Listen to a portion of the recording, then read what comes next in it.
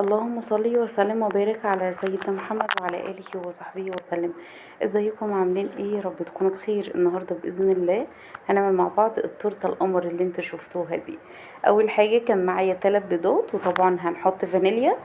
هو المفروض يعني الدقيق الاسبونج الجاهز بيكون فيه كل المواد الرافعة والفانيليا وكل حاجة بتبقى في قلب دقيق الاسبونج، بس انا صراحة مش بعتمد على كده، فبحط كمان فانيليا مع البيض. حطيت 3 بيضات والفانيليا وكوبايتين ونص من دقيق الاسبونج الجاهز، من الكوبايات اللي هي المعيارية اللي هي 250 مل. ومعايا نص كوباية من المية، وهنحط نص معلقة كبيرة من محسن الجل، بس مش اكتر من كده. هنضربها كويس جدا لحد ما اللون بتاعها يبقى زي الكريمة كده، هيبقى ابيض فاتح. وكمان الكمية بتاعتها هتزيد عن كده كمان كتير،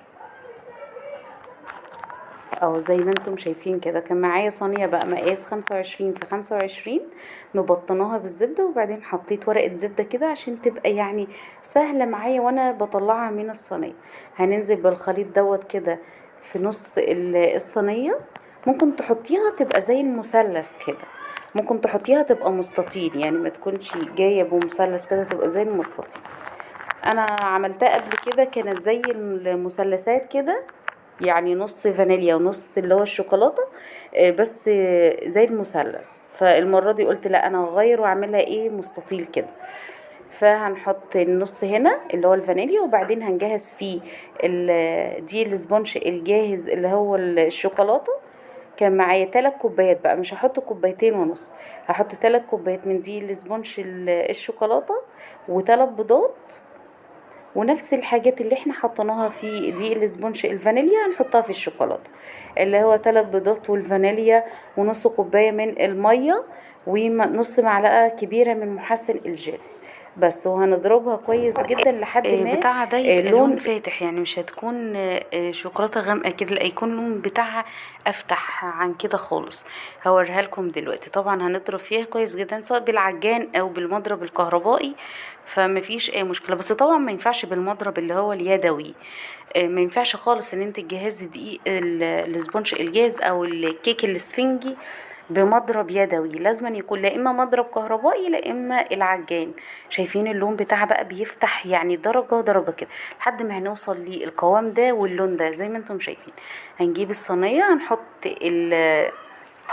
كيكة الشوكولاتة برضو في الناحية التانية، وبعدين هديلها زي خبطتين 3 كده على الرخامة او في الارض يعني.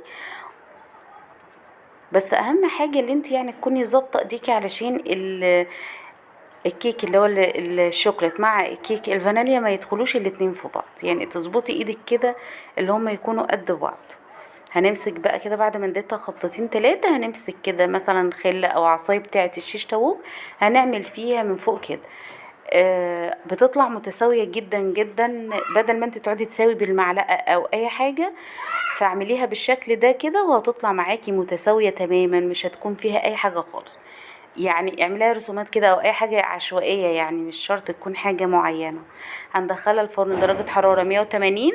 الرف الوسطاني هنشغل الفرن من تحت بس لمدة ساعة الا ربع بالظبط. استطعت ممكن يبقى خلاص تختبريها لو كده تلاقيها تمام. استوت يبقى خلاص كده. طبعا هتقطعيها بقى، تظبطي المنشار بتاعك على الدرجة اللي انت عايزاها. لو عايزة طبقة الكيكة بتاعتك تكون رقيقة او سميكة او متوسطة، فانت هتظبطي المنشار بتاعك على حسب السمك بتاع الكيكة اللي انت عايزاه. شايفين بقى نص فانيليا ونص شوكولاتة. طبعا في طبقة من الكيكة هتتقطع معايا وانا بحطها على الكريمة، بس مش مشكلة خالص، مفيش اي حاجة. لو اتقطعت معاكي مش هتحصل اي حاجة، يعني تكملي عادي.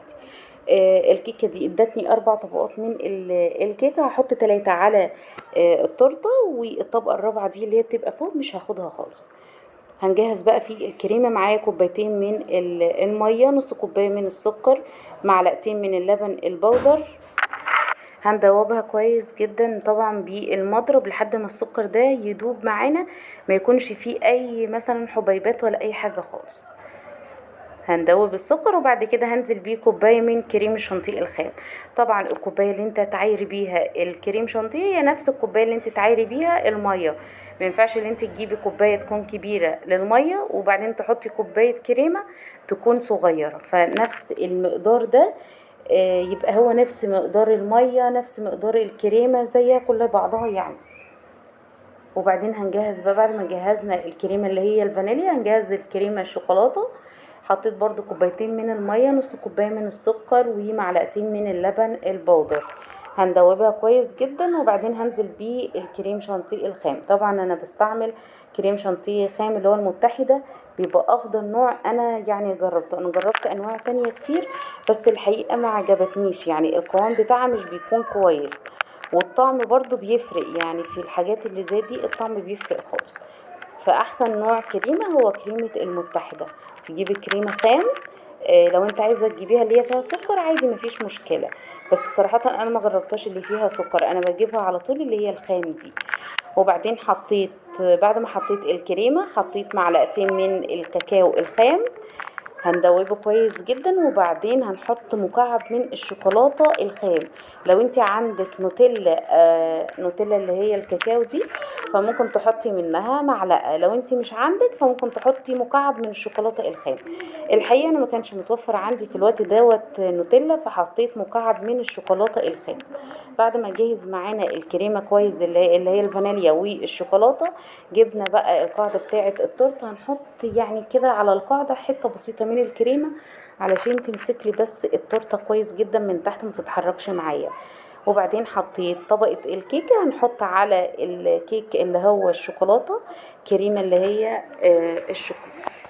وبعدين هنحط طبعا الفانيليا، هنسويها كويس يعني، بس انت عارفة ما تكون كلها زي بعضها، ما تكونش في حتة عالية فيها كريمة كتير وفي حتة ما فيهاش كريمة كتير، بس هتسويها كده.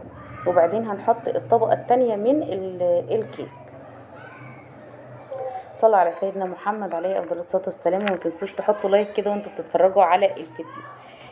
شايفين دي بقى كانت اتقطعت معايا وانا بحطها، بصوا حطيتها ومفيش اي حاجة خالص، مش هتبان ولا هتفرق معانا في اي حاجة خالص.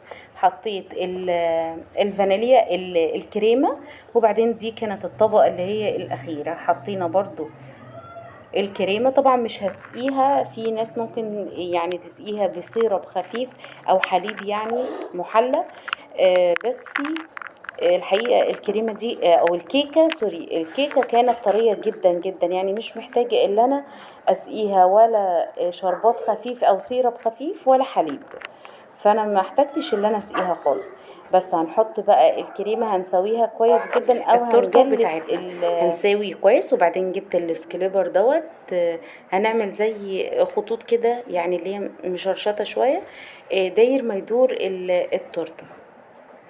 انا بس حبيت ان انا اخلص جنب جنب كده من التورته، ما احطش الكريمه كلها وبعدين ابدا اللي انا اجلس فيها، لا يعني انا حطيت اللي هو الكريمه الشوكولاته، فهخلص الجنب ده كله يعني من تجليس ومن كل حاجه. طبعا هنحط الكريمه اللي هي الفانيليا، وبعدين هنسويها كويس جدا. خلاص هنجلس بقى التورته بتاعتنا كلها كده وهنسويها، وتخليها يعني على قد ما تقدري اللي هي تكون كلها زي بعضها، ما تكونش فيه حته فيها كريمه كتير وحته ما فيهاش. هنساوي التورته بس من على الوش كده. الحقيقه كان المطبخ حر جدا في اليوم ده، اصلا كان الطبيعي في اليوم ده اللي كانت الحراره جامده جدا، وكمان في المطبخ فكانت الكريمه كانت بتسيل وبتسيح فعلا مني، فحطيتها في التلاجة علشان تبقى متماسكة شوية. لازما اللي هتشتغل في التورت او الجاتو او الحاجات دي تكون بصي مروحة كده محطوطة جنبك، علشان الكريمة يعني من اقل حاجة بتسيل وبتسيح خالص، يعني لو من الحر بتسيح. وبعدين بعد ما جلسنا التورته كويس، جبنا بقى جيلي الفراولة، هنحطها كده داير ما يدور، مش هحط طبعا على الجزء اللي هو الشوكولات، احنا هنحط على الفانيليا بس.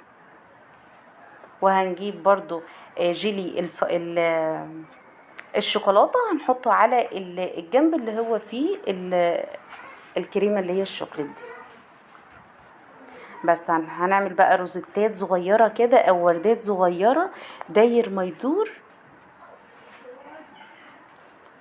صلوا على سيدنا محمد وانتوا قاعدين بتتفرجوا كده، ما تقعدوش ساكتين، وحطوا لايك لو انتم ناسيين، واشتركوا في القناة وفعلوا زر الجرس عشان يوصلكم كل جديد. بس بعد ما هنعمل بقى وردات صغيرة كده داير ما يدور، هحط برضو يعني هحزم التورتة من تحت كده برضو بوردات صغيرة.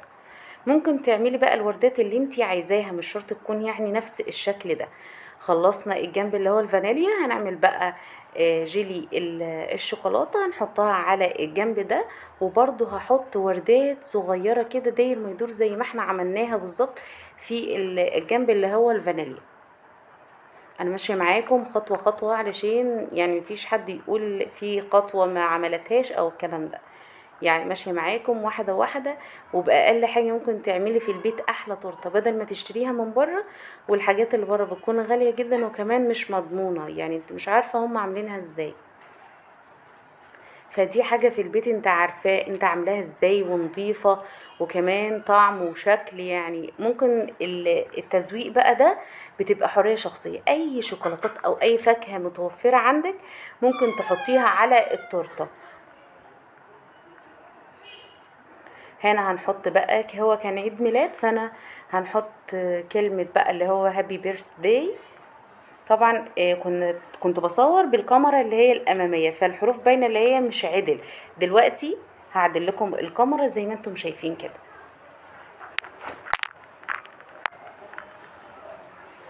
هنحط الحروف اللي هو هابي بيرث داي. ما حبيتش اللي انا احطها كلها يعني تبقى في صف واحد، لا انا التلاتة يبقوا تحت بعض كده تكون احلى واجمل يعني. وبعدين هنحط معلقه من اللي هي الشوكولاته البيضه. طبعا كنت انا عاملاها في البيت. وبعدين هحط الكريسبي اللي هو الكبير ده مش الصغير. هنحط 3. وبعدين هنحط شباك بقى الناحية دي وشباك الناحية التانية. وفي الاخر برضو هرجع احط كمان واحد الناحية دي وكمان واحد الناحية التانية. هنحط بقى شوكولاتات بقى. بصي اي شوكولاتات انت بتحبيها حطيها، او اي حاجة متوفرة عندك في البيت. مش شرط اللي انت تكلفي الحاجة زيادة عن اللزوم. لو انت شغالة اونلاين فلازم طبعا يعني تخرجي الحاجة تكون شكل وطعم برضو جميل. لو انت هتعمليها للبيت ليكم انتوا في البيت مش هتخرج بره يعني، فمش شرط اللي انت يعني تكلفيها زيادة عن اللزوم. اعمليها بأي حاجة متوفرة عندك. اهم حاجة اللي انت تعمليها في البيت. يعني الموضوع كله سهل على فكرة، وممكن تعمليه من غير اي حاجة بتاعة اللي هي التجليس او الكلام ده. انا كنت الاول شغالة بعمل اي تورتة من غير ما يكون عندي اي ادوات من اللي انا بعمل بيها دلوقتي. بأي حاجة متوفرة في البيت ممكن تعملي احلى تورتة كمان. حطينا طبعا الشوكولاتة. وبعدين هنحط معلقتين بالشوكولاتة اللي هي الكاكاو دي. 2 بالشكل اللي انتوا شايفينه ده. وبعدين هنحط بقى ايه، انا كنت محتارة ان انا احط القلب ده فيه، فقلت لا احطه فيه الناحية اللي هي الفانيليا هتكون احلى يعني وشكلها جميل جدا. وبس هنحط بقى شباك الناحية دي كده وشباك الناحية التانية. طبعا القلبين الصغيرين دول كانت ملك هي اللي قالت لي لو حطيتيهم هنا هيكونوا احلى. يعني احلى ما انت تحطيهم الناحية التانية فيها شوكولاتة كتير. هنحط بقى كريسبي ابيض بس عشان اكسر اللون اللي هو او كله شوكولاتة شوكولاتة كده بكاكاو. فقلت احط الكريسبي اللي هو الابيض ده تدي شكل تاني يعني. بس كده يكون خلصنا التورته بتاعتنا. ايه رأيكم بقى؟ بجد كانت سهلة جدا وشكل. وطبعا اللي خدوها شكروا في طعمها جدا جدا. والف هنا وشفا لكل اللي داق منها. واتمنى ان انتوا تجربوا التورته دي او تورته زي دي كده ان شاء الله باذن الله تعجبكم. ولو عجبكم الفيديو ما تنسوش لايك وشير وسبسكرايب لمطبخ ابرار. اسيبكم في رعايه الله والسلام عليكم ورحمه الله وبركاته.